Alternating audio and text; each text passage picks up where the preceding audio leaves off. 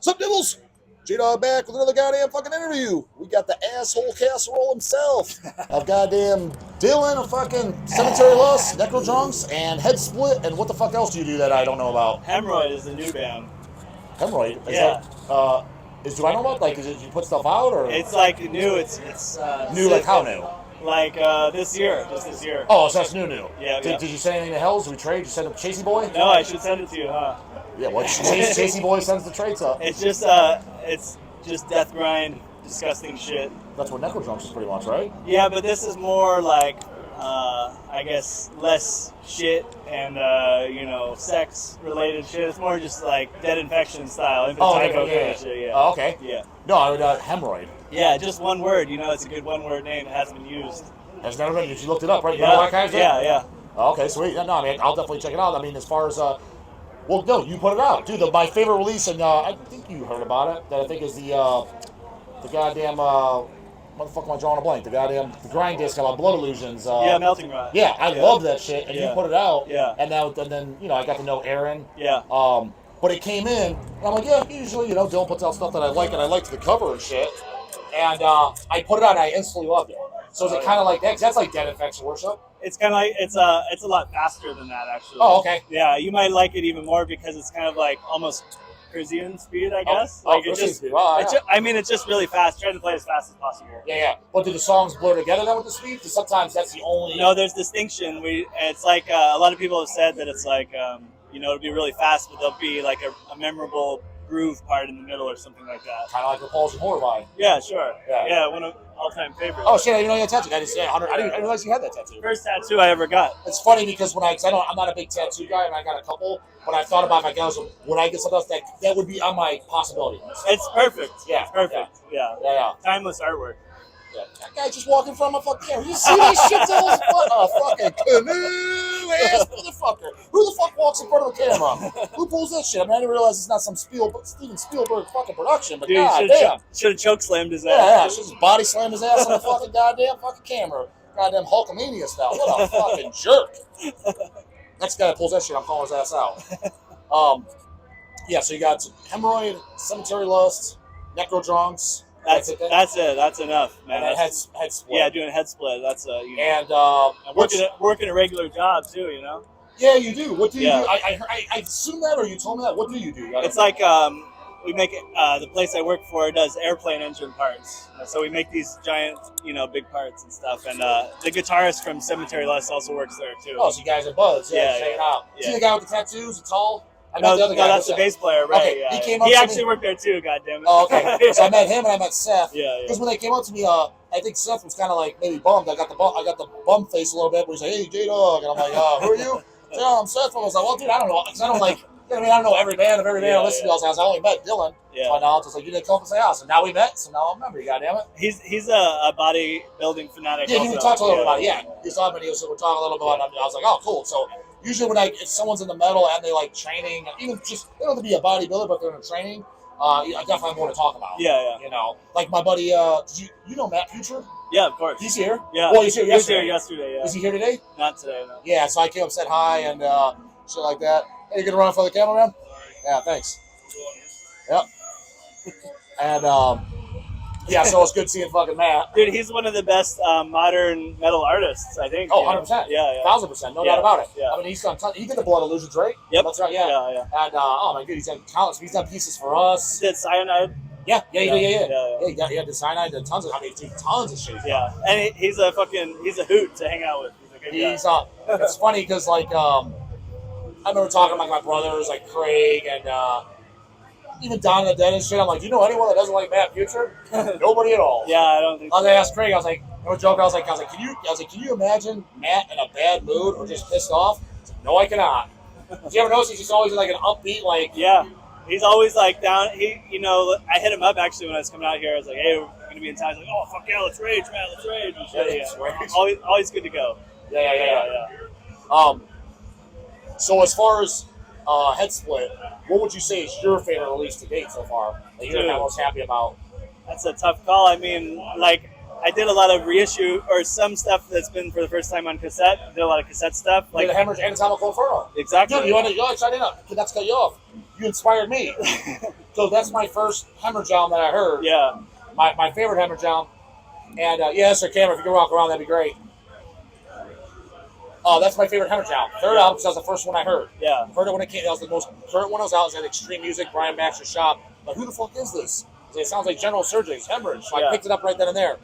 The LP that came out, it's a double LP. I own it, of course, goddammit. And the picture has the different artwork. Yeah. It has the cooler artwork, but it's not the CD cover. Yeah. So I actually emailed Louisma about a month ago now, and I was like, I want Hells to do an LP with the original art, like the tape had. And he's down? Yeah, cool. he's laying it out. So, because when I saw your tape, I was like, it'd be cool. I was like, I like the LP version that's out there. I was like, but it was a pocket cover with two records in inner sleeves in the pocket cover. So I was like, what it needs to be on is a gatefold. I was like, let's do it with the original cover because it's never been out. And when I saw your tape like that, I'm like, fuck. I was like, that'd be perfect. Yeah. And so when I started talking to Lisa, I asked somebody, So, but that's what literally got me thinking is when we got our copies in from Hells, I saw it, I was like, oh shit, fuck yeah, you put this on. I was like, it's got the original cover, cool. Yeah, I did Morgue Sweet Home first. And then years passed and I hit him up. I was like, let's do Anatomical Inferno too. Those are my two favorites. Morgue Sweet Home and Anatomical Inferno? Yeah. Yeah, so my two favorites are, that's probably my favorite's Anatomical because that's my first one I heard. Then after it's really close, it's like a Medic Cult.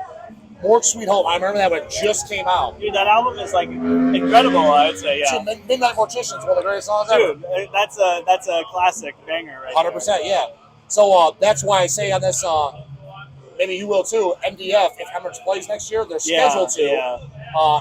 Luis Matoli's, look at this. God damn it. Another goddamn Get out of joke. here, you canoe. Yeah, Get out of here with that canoe-ass car. Yeah, fucking flip that thing over on his head. Yeah.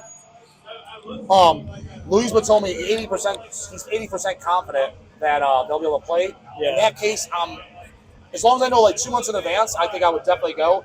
Eric says he's probably going to vend anyway, so that already makes the percentage of me wanting to go anyways higher. Yeah. Do you think you would go? I don't know. I would just see them. You know, I hit up Luisma. I was like, hey, can we book you on the West Coast actually? Because it's almost easier to just bring him there and fucking do the whole thing over there. Just one band like that, you know. Did you ask him already? I did ask him last time, but not. I should ask him again this time. When you asked last time, there was a he seemed like he could do it. Yeah, oh, okay, they would consider it. Yeah, because I know they played New Jersey before, which I'm not sure if you knew about that. No, dude. The only thing I knew about, I knew they played Maryland Philadelphia twice. or some shit. Yeah. They played Maryland 2 times. That's all I knew about in the States. I've never seen them. Both times I couldn't make it. I think they played 2009 and then maybe like 2012 or some shit. That guy who's like in the pro wrestling band, Eat the Turnbuckle or whatever, Schlack, he brought them here for his fest. Gutter Christ. Oh, I don't know. I don't know. Okay. Yeah, and they brought Dead Infection once too. Oh, nice. Yeah. Nice. No, I'd be because Hemorrhage. I even said it to Eric and Chase for our fest. I'd be into bringing them. The only problem is when you're thinking about 5 members. Flying in the tickets, plus money in the pocket. I mean, you're looking at 10 to 15 grand easy. For sure, yeah. And it's like, I don't have a problem paying that money, but again, all these fucking poser ass motherfuckers in Cleveland, just more walking from the camera. Unbelievable. Yes, anyways, poser ass motherfuckers, types that walk in front of goddamn cameras. I figured they wouldn't show up to Cleveland, like, what, a 200 people show? And then, so like 200 people at like $30 a ticket, let's say. What is that, $6 grand? It's like, okay, great, I lost $9,000. Fuck yeah. You could maybe do it in Chicago instead. We talked about it before. When we talked about doing our fest the last time, we threw around the idea of possibly having it in Chicago because Chicago has a better scene than the shitty ass land. So I've heard. The only I guess it wouldn't matter because we were talking about because we vend obviously is traveling the merch back and forth. But we just did today. Yeah, that's where we're at. So and Eric's manning that. So I could, maybe. You know, I always hear you badmouthing the land, but when I was growing up and shit, I knew like Embalmer, Decrepit, Nunslaughter, and shit. There's so many killer bands. Like the land's fucking great. But I guess the attendances are shit or something. No, here's the deal. Here's the whole deal, actually. Cleveland, as far as the metal scene, it's fine. It's actually pretty good. There's been good bands that come out. Lately, in the last 2 years, since all the TikToker and Instagrammer kids, like Mortician and shit, now they show up to shows. Shows are pretty packed. When I talk about the land, it actually is not more so about the metal scene. It's these douchebag, proud-ass fucking Cleveland Browns fucking fans because they're just the most annoying motherfuckers. Like, whatever it takes. Whatever it takes to lose. Like, what are you even...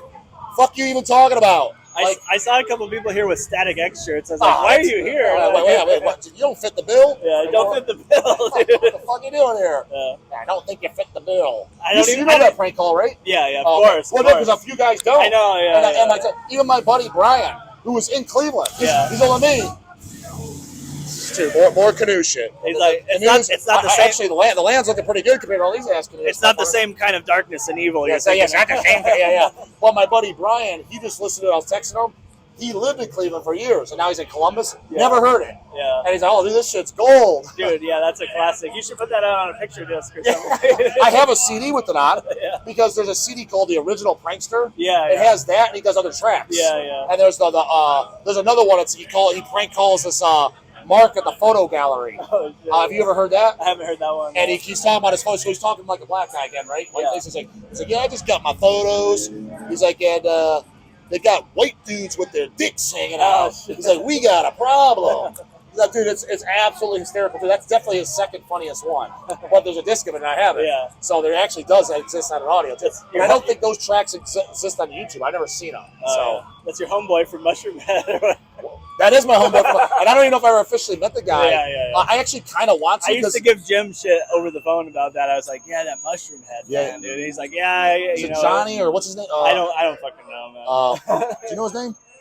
No. Jim was cool about it. He was like, yeah, I don't like the music, but they're cool. Well, because Jim knew the guys since they were kids and stuff. Yeah. Because Jim knew everybody in the Cleveland scene. He knew all the hardcore scene. He knew everybody, the punkers. Yeah. And but from what I understand, he bartended at the club Peabody. I've been many times. Okay. So I know the guy's like, oh, dude, you had to have met him. He's at shows. I was like, shit, because I just want to I was like, is this you, man? Like, I didn't know, because even though I don't like Mushroom Man, I was like, I like that. I like that prank call. That was fucking funny as fuck. Yeah. Don? Is it John? Oh, yeah. Maybe they always called him Johnny. Okay, so that was the guy that did the prank. Okay, yeah, but I knew. Yeah, Jim always talked about those. Getting guys. To the bottom of important facts here, folks. Yeah, exactly. So prank goddamn phone call, Joe. If you haven't heard it, you're out of the motherfucking loop and missing the fuck out. And there's quit posing.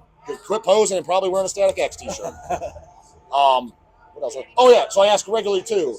I didn't ask Sabathon, but I asked a different question. So what's the greatest death metal album of all time in your goddamn opinion? Not politically correct answer. I don't know. I actually really like, I would say, Deicide self-titled album me. Yeah, that's an acceptable answer. But I've heard a lot of people say Possessed, Seven Churches, which is, it's hard. Yeah, so for me, I'll give you my answer. So and I know that some people saying both of those in the same would be like, what the fuck are you even talking about? Why? That's a down to the dead answer. That exactly, don't count. Yeah. That don't count. But I do think that Deicide self-titled for me. So answers like that are acceptable. So for me, my favorite, it's kind of got. Well, no, because if you say something like, I'll even put up something so it sounds not biased. I'll even use something like I like. If you're to say, what's the greatest death metal of all time? They're like, Veronica and Instruments of Torture. That's just stupid. Because I like that. No, but the reason is because when I say greatest, kind of like what you enjoy the most, but shit that was also influential. Thanks, dude. And influential and like kind of help pave the scene. Yeah. So for me, it's one of my favorite. Like, for me, greatest death metal of all time is Tomb of the Mutilated. And the reason being is that would be another one too. Yeah. Because again, it was influential. Started tons of other bands. But Possessed Seven Churches to me is the first death metal record of all time. That's my favorite Cannibal album too, and I know that a lot of people will be like, "Oh, that's the most commercial of the." How is it commercial? Of the first four, with the Barnes. No, first four would. Just because the first commercial would have to be the Bleeding. Because that's the only.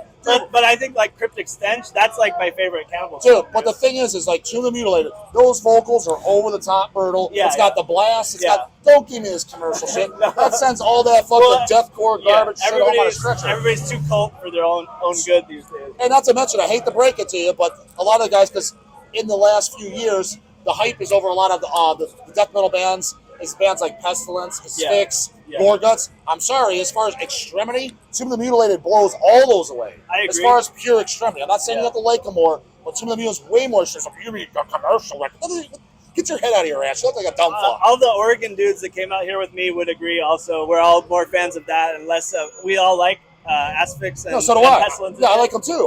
We prefer more of the Corpse, Mortician. But it's just, it seems like guys like that will say that's the commercial album. Like the album that blows away brutality-wise, the albums that you're claiming, it doesn't make any goddamn sense. Well, like anything by Deicide, at first Deicide, that'd be acceptable. Somebody said like Suffocation, Effigy of the Forgotten, that'd be acceptable. Yeah. Some shit's just like I'm with you though. I like Human Waste is my favorite Best, stuff. dude, that's easily the best. Yeah. I was like, because the rawness, it's got the best tracks. And hell, the band deep down kind of had to know it. Did you ever notice after that they were re-recorded almost every song, with the exception of Human Waste, the title track? Yeah. It's like they got there and like, oh, well, how do I do this? So we got to record one of those bangers. Yeah. So yeah, it's definitely the fucking best. What kind of time frame we got? Wrap it up. Is there anything else to say, goddamn Dilly? Just that Hell's Headbangers is like influenced Headsplit Records, so it's cool to be on the channel, and I just appreciate that you guys put out good shit, and you don't bend to the will of any BS. You just put out what's good, what you like, and that's cool. And that's what Headsplit tries to do too. Yeah, and I think it's good if it should be like, you should know if the label puts it out, it's good. That's what a label should be. Yeah. Yeah, and on my side, check out Cemetery Lost. Otherwise, if you're not, if you have no interest in even checking out that and Necrodrums, and I'm going to check out Hemorrhoid, I'm in that category. It's just brand new, so I get a little bit of a goddamn pass. If you have no interest in checking it out, you're probably wearing a Static X shirt, so get fucking lost. Hit the goddamn camera. I'm tired of talking. I'm goddamn.